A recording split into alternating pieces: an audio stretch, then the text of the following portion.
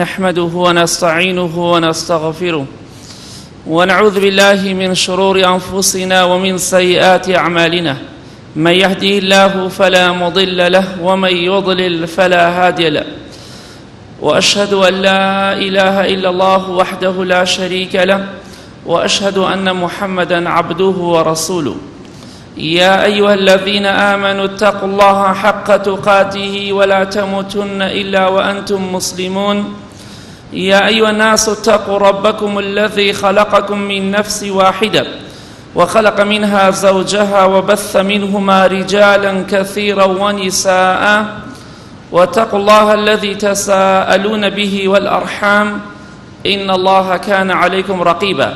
يا أيها الذين آمنوا اتقوا الله وقولوا قولا سديدا يصلح لكم أعمالكم ويغفر لكم ذنوبكم، ومن يطع الله ورسوله فقد فاز فوزا عظيما. أما بعد، فإن أصدق الحديث كتاب الله، وخير الهدي هدي محمد صلى الله عليه وآله وسلم، وشر الأمور محدثاتها، وكل محدثة بدعة، وكل بدعة ضلالة، وكل ضلالة في النار. مسلمانانی بەڕێز و خۆشەویست، لەو تاری پێشوودا باسی ئیستیقامەمان کرد، باسی بەردەوامبوونمان کرد لەسەر دین لە دوای مانگی ڕەمەزانیش. ئەمڕۆژ بە یارمەتی خوای پەروەردگار باسێکی زۆر گرنگ دەکەین و دەبارە و بیزبارەی ئەکەینەوە بە ئومێدی ئەوەی ئینشاءڵڵا سود و قازانجێکی هەبێ بۆ موسڵمانان.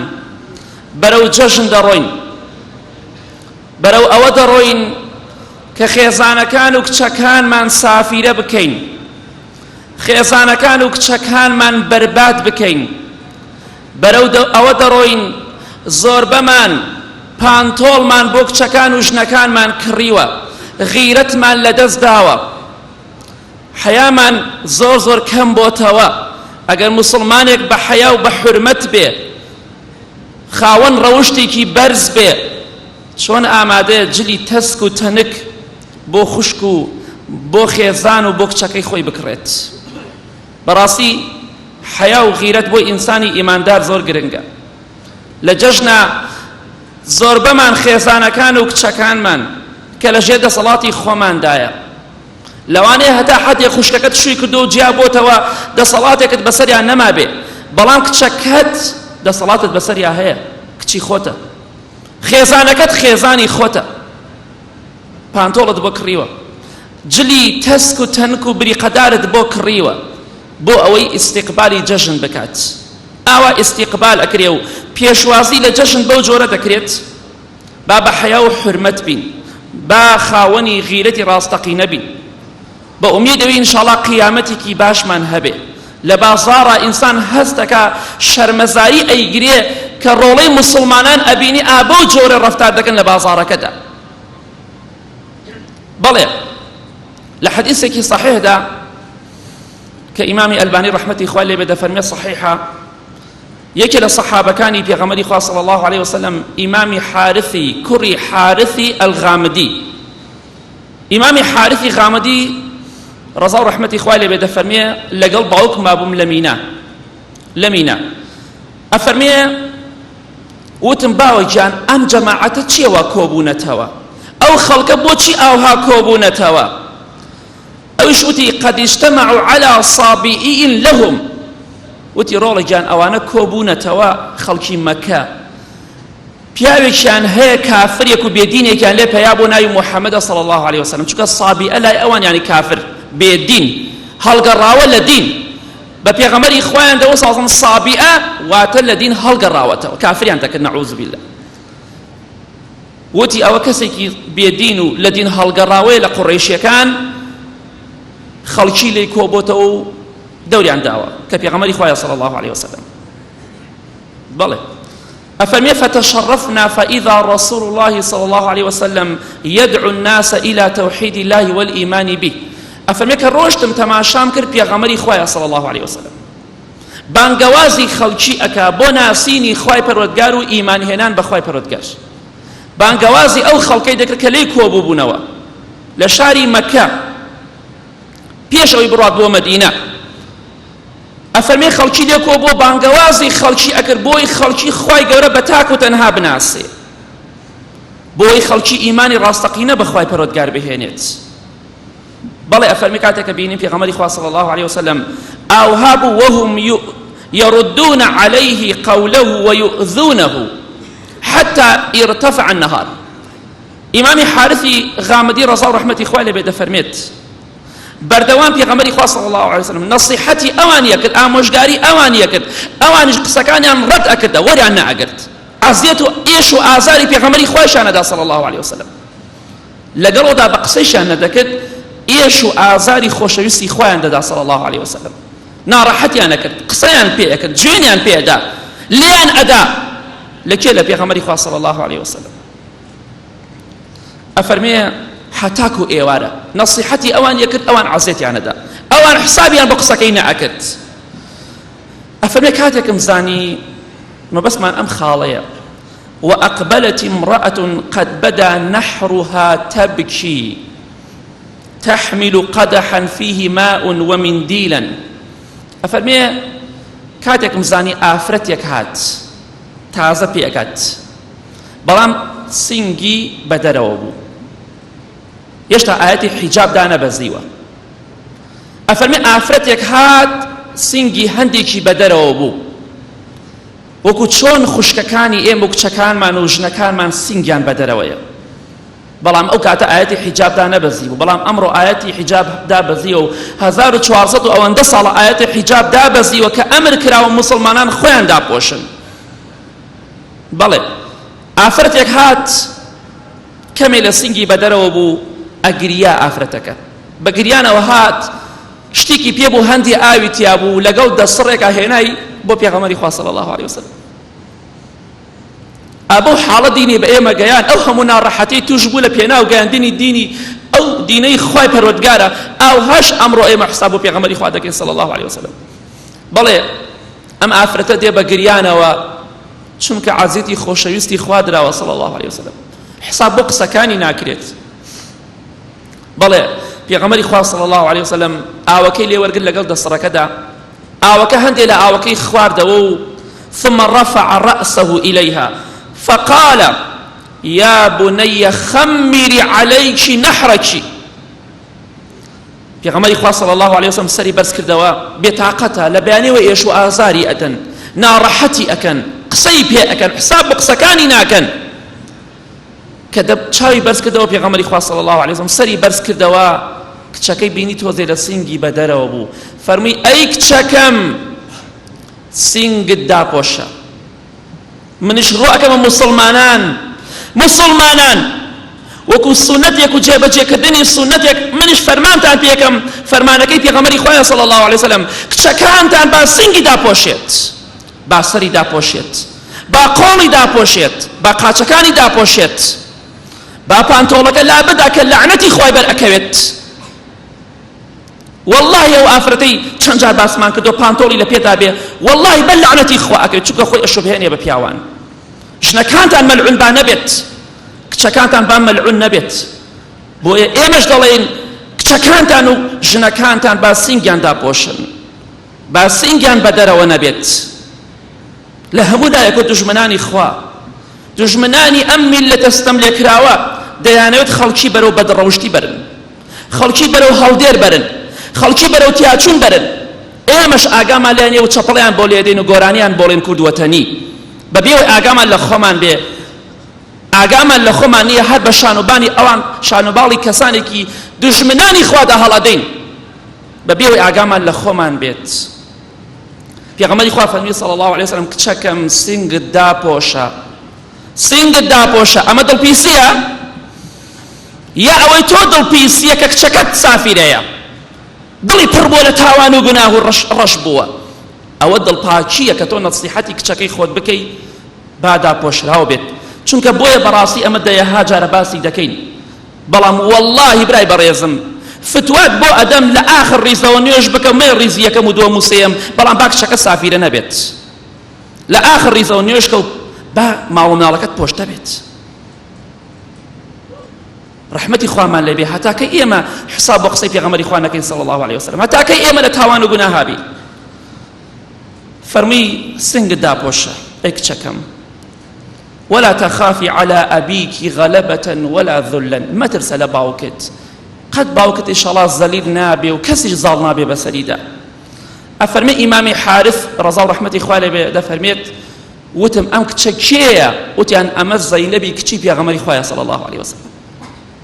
هاتوو بەلای باوکی ئێش و ئازاری ئەدرێت. ئێمەش ئاگامان لە حەیا و حورمەتی خۆمان نەماوە زۆر بەمان لە بازاڕەکەدا بازار شایەتە لەسەر ئەو شتە، کۆڵانەکان شایەتە. مسلمانە و ئەهلی مزگەوتە لەگەڵ خێزانەکەیە بە سافیرەی ئەسوڕێتەوە. مسلمانە و ئەهلی مزگەوتە ژنەکەی لە پێش سیارەکە داناوە بە سافیرەی و بەسەری ڕوت. إن الصلاة تنهى عن الفحشاء والمنكر. خوای گەورە دەفەرمێ نوێژ ئەو نوێژەی ئینسان لە فاحیشە دوور خاتەوە، نوێژ ئەو نوێژەی ئینسان لە خراپە دوور خاتەوە. تۆ نوێژ دەکەی خێزانەکەت لەگەڵ تا سافیرەیە، کچەکەت بە سافیرەی بێ شووکە مۆدیلە مۆدیل ئەمڕۆ مۆدیلە ئەوە گەنجەکە هەتا حەدی قەی ناکە بەس مام حاجی خاڵۆ گیان مامە گیان تۆ کچەکەت بۆ بە سافیرەی ئەدەی بەشوو. تۆ ڕۆژێک بووە ئافرەتت بینی و چارۆکەی بە کۆڵۆ بووە، ئافرەتی ناپۆشتە نەبووە لەو کاتەدا، تۆ ئەو ڕۆژەت بینیوە بۆ ئەمڕۆ بە شێوەیەکی حەیا و حورمەت کچەکەت بەشوو نادەی. ئەوە گەنجەکە چاوی کردوتەوە دنیای بینیوە سافیرە بۆ خەڵکی، بەڵام تۆ چاوت بە دنیا هێناوە سافیرە نەبووە بەو شێوەی ئێستا.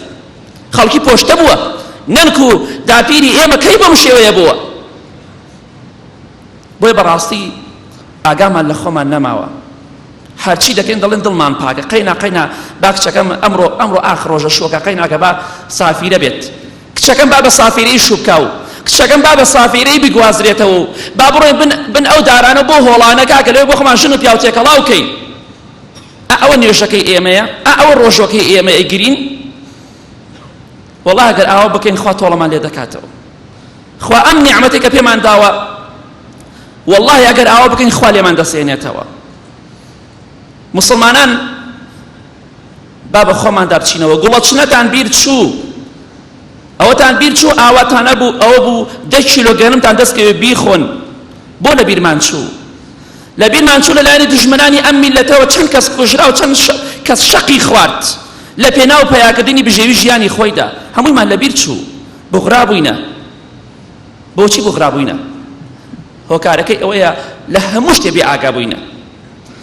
بۆ بەڕاستی لە حەدیثێکی صحیحدا کە ئیمامی جابری کوڕی عەبدوڵڵا ڕەزا و ڕەحمەتی خوای لێ بە ڕیوایەتێکە لە ڕیوایەتەکەی ئیمامی بوخاری مسلیمدا ڕەحمەتی خوایان لێ بێت، أفرمي بيغمري خواه صلى الله عليه وسلم أن رسول الله صلى الله عليه وسلم كان ينقل معهم الحجارة للكعبة. بس بيو بقرن كاتك كعبتها ذكرايا ولا سردمي بيغمراتي بيغمري خواه صلى الله عليه وسلم أو كاتل شهري مكبو شكا هلا سرتاو بيغمري خواه صلى الله عليه وسلم بيغمري خواه صلى الله عليه وسلم بيشوش كوحي بوبيد أنزاني بيغمري خواه صلى الله عليه وسلم دل نياب كمحمد بيغمري صلى الله عليه وسلم بلا بيغمري خواه صلى الله عليه وسلم وكل روايتك فرم 5 سال او پیش بو بيد بيغمري خوا صلى الله عليه وسلم بلان بيغمري خوا ده فرمي صلى الله عليه وسلم من بيغمري خوا بوم صلى الله عليه وسلم آدم لبيني قرو روحا بو واتش الروحي ببرع نكرابو من نساب محمد بيغمري خوا صلى الله عليه وسلم پیش 5 سال وحي بيغمري خوا صلى الله عليه وسلم بجداري كر لتذكرنوي كعبه ده لقل قريش كان بجداري كر لتذكرنوي كعبه ده إمام جابر ده فرميت وعليه إزاره پیغمبری خواه صلی الله علیه وسلم پشتمالی کی پیو بو پوشاکی کی پیو بو لخوار ناوی کی پیچابی بخویه و امام عباسی مامی پیغمبری خواه صلی الله علیه وسلم فرمی ای برازاکم اگر ام پوشاکا ام پشتمالا بکیتوا بیدت بانشانتا بو اوی برد ایش و آزاری بانشانت ندات وابكي باشترى أفرمي پیغمبری خواه صلی الله علیه وسلم پشت مالکی کردوا نابان شانی خویوا کمک عورتی درکوت لا جانی درکوت پیغمبری خواه صلی الله علیه وسلم بلان باب زانین چونا فحله فجعله على منكبيه فسقط مغشيا عليه سبحان الله ككرديوا كميلك جاني دركوت يكسر بيغمري خواه صلى الله عليه وسلم دايل عرض بورايا هوشي لا يخوي نما بۆچی هۆشی لای خۆی نەما؟ چونکە خەڵکی گیانیان بینی. هێشتا نەبووتە پێغەمبەری خوا صلی الله عليه وسلم، کەمێک گیانیان بینی. ئەفەرمێ فما رؤي بعد ذلك عريانا رواه البخاري ومسلم. پێغەمبەری خوا صلی الله عليه وسلم دوای ئەوە هیچ کەسێک گیانی ئەوی نەبینی، ئەو شتەکە ئەنقەس نەبوو کە وای کرد نەیزانی گیانی دەرئەکەوێت، پۆشاکەکەی تری ئەوەندە درێژ نەبوو. یەکسەر پێغەمبەری خوا صلی الله عليه وسلم چونکە خاوەنی حیا و حرمەت و غیرەت و شەرەفە، یەکسەر ئەدا لە عەرز ئەبورێتەوە لەبەر ئەوەی لاشەی بینراوە. ئەوە پێغەمبەری خوایە صلی الله عليه وسلم، ئەوە پێشەوا و قدوەی ئێمەیە، ئەوەندە بە حیا و بە حورمەت بووە. بۆ ڕۆژێ کچەکانی ئێمە و خوشکەکانی ئێمە و خێزانەکانی ئێمە کاتێ سافیرن بۆ ڕۆژێ نابورێنەوە، چونکە خاوەنی ئەو حیا و حورمەتە نین. ئەگەر خاوەنی حیا و حورمەت و شەرەفێکی تەواوەتی و ڕاستەقینە بن، ئابۆ جۆرە نابن. بۆیە بەڕاستی پێویستە تۆزێک بە توندی باسی ئەم شتانە بکرێت، چونکە ئەمە دەیاها جار دووبارە دەکرێتەوە، بەڵام سوود و قازانجی نییە. ئەوانەی کە لە مزگەوتەکاتان زۆربەیان دەناسین وەڵڵی کچەکانیان سافیرەیە، وەڵڵی پێنج فەرزە لە مزگەوتە کچەکەی سافیرەیە، ڕۆژێ دوو ڕۆژ چوار ڕۆژ نەسیحەت دەکرێت تۆزێ بە خۆتا بچۆرەوە. ئەگەر لە ماڵەوە دەسەڵاتت نەماوە ماڵ جێ بڵێ بڕۆ، ژن و مناڕێکە بە قسەت ناکەن چ خێرێکیان تایە، بەکەڵ چی دێن، چی ئیسفادەیەکانێکە کە حسابی پیاوەتی باوکت بۆ نەکرد. مەڵێ دەسەڵاتم نییە، ئەبێ دەسەڵاتت هەبێ، پارەی مەدەرێ پانتۆڵ بکڕێ، پارەی مەدەرێت تەنورە بکرێت، پارەی مەدەڵێ بە ساڵوێن خۆیە گۆڕێکی بۆ ساڵوێن. لە ڕۆژی قیامەتە محاسبە دەکرێت لەسەر ئەو پانتۆڵ و ساڵوێنێکە تۆ ئەنجامت داوە. پارەکەت لە چیا سەرف کردووە؟ با بە خۆمان دەبچینەوە، ڕەحمەتی خوامان لێبێ. ئەوە تا ئەو پێغەمبەری خوایە صلی الله عليه وسلم تۆزێ گیانی دەرئەکەوێ، ئەبورێتەوە، هۆشی لای خۆی نامین، ئەدا لە عەرز. دەبا ئێمەش ئەو مامۆستا و قدوەی ئێمەیە صلی الله عليه وسلم، با بە قسەی بکەین، با شوێنی کردەوەکانی بکەوین. یا ربی خوای ئیصلاحی حاڵمان بکەی، یا ربی خوایە ڕەحم و میهرەبانی خۆت بڕژێنی بەسەرماندا.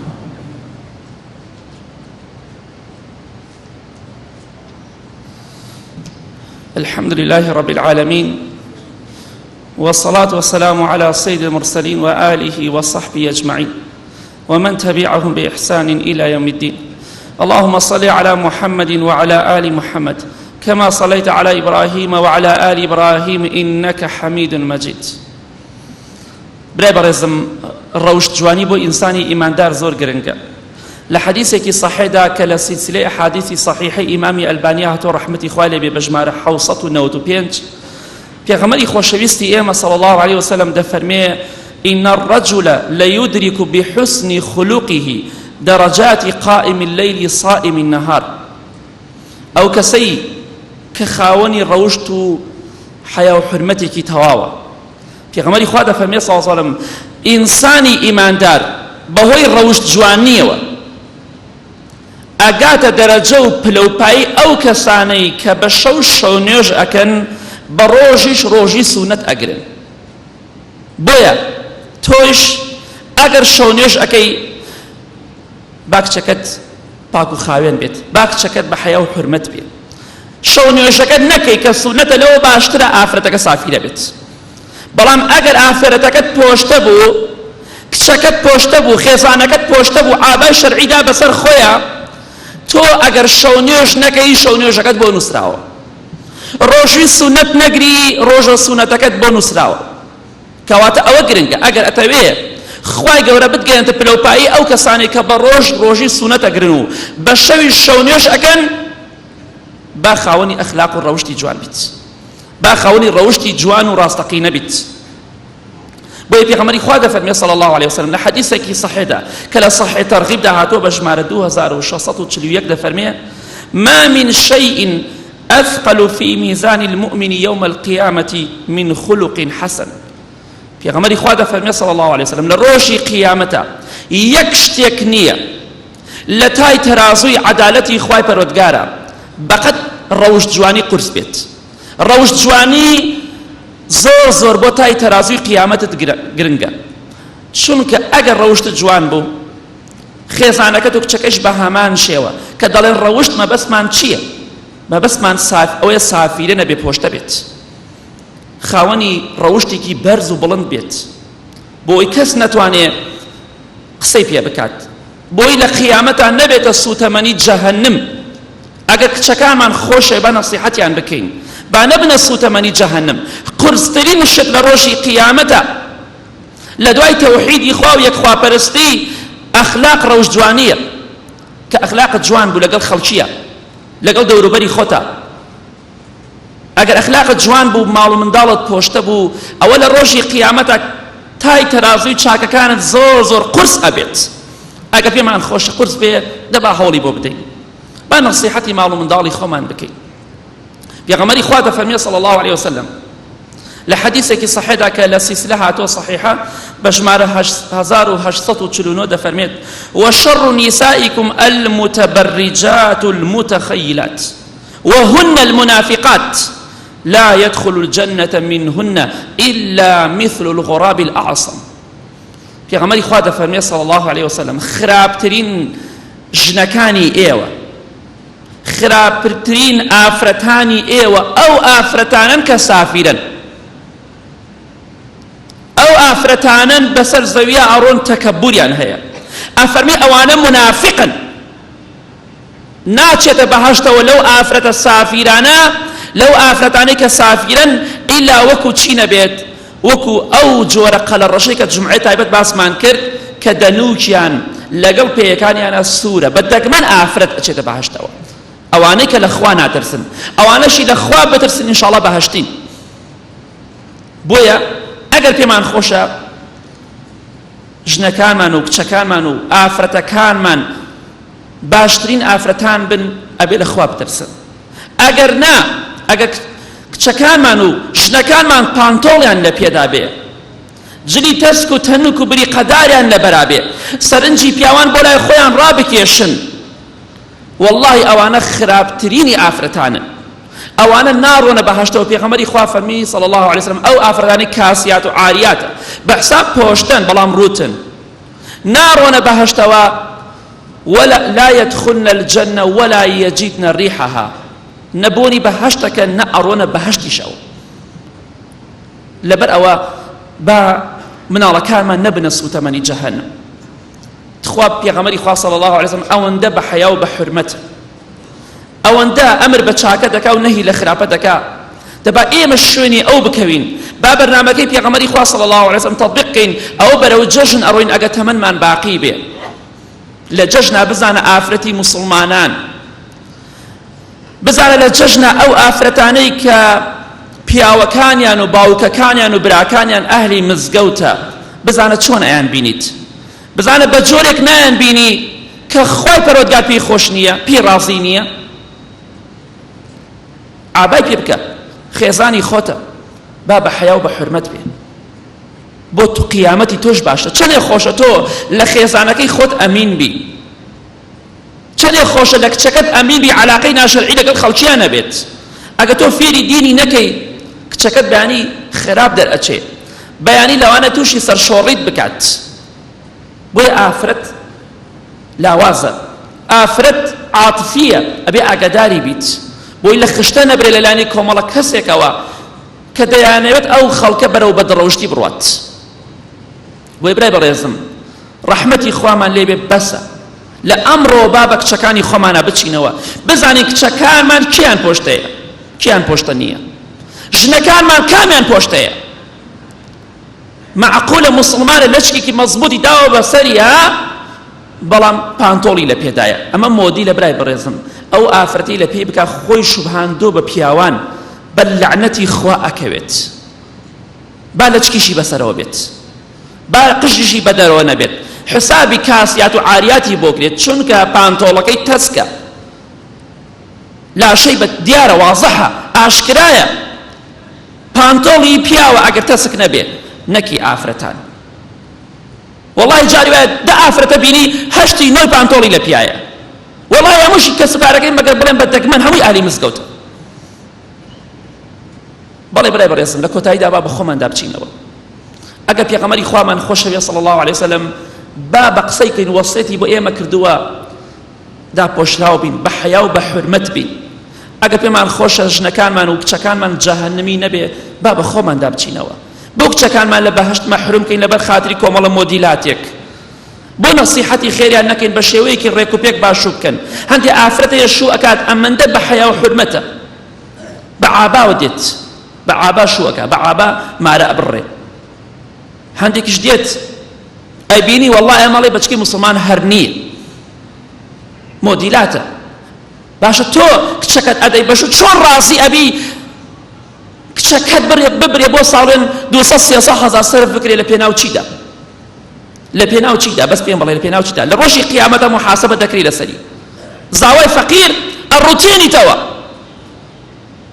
با خەڵکیش بڵێ بە هیچ جۆرە کاکە من ئەم کچە ئەدەم بە تۆ بەڵام ئەبێ بە شێوەیەکی ڕێک و پێک بیگوازیتەوە بندار و بندار نییە هۆڵۆ ئەمانە نییە من مسلمانم ئەهلی قیبلەم ئەبێ کچەکەم بە شێوەیەکی شەرعی شوو بکات بۆچی کچەکەی خۆم بەرم بۆ ئەو دەشتا 1000 پیا و تەماشای کچەکەی من بکات لە هۆڵێکا دایەنێ چەندەها ملیۆن پارەدا بە هۆڵ ئەمە مۆدیلە و کاکە دەسەڵاتم لێ چی بکەین وەڵا ئەمە چار نییە بۆ چار نییە کچەکەت مەدە بەشوو بۆ جۆرە بیدە بە ئینسانی خاوەنی حەیا و حورمەت بێ بەسە ڕەحمەتی خوامان لێ بێ بەسە با بە خۆماندا بچینەوە هەتاکەی کچەکانمان بۆ شێوەیە لە بازاڕە و ئیشی بینین جەژن ئەگەر تەمەن باقی بێ چەندەها مامۆستای بەڕێز نەسیحەتی و خەڵکە دەکات بەڵام ئیسفادەی نییە بۆ چونکە مسلمانێک ڕۆژی 4-5 فیلم سیر بکات لە شەو ڕۆژەکە لەکوێ باشە بێت باشی ئەو ئینسانە لەکوێ ئەبێت مۆدیلات فێر ئەبێ ئەم شەو فیلمێک ئەبینێ بەیانی کراسەکە دێتە بازاڕ ئەمە کراسی فڵان ئافرەتی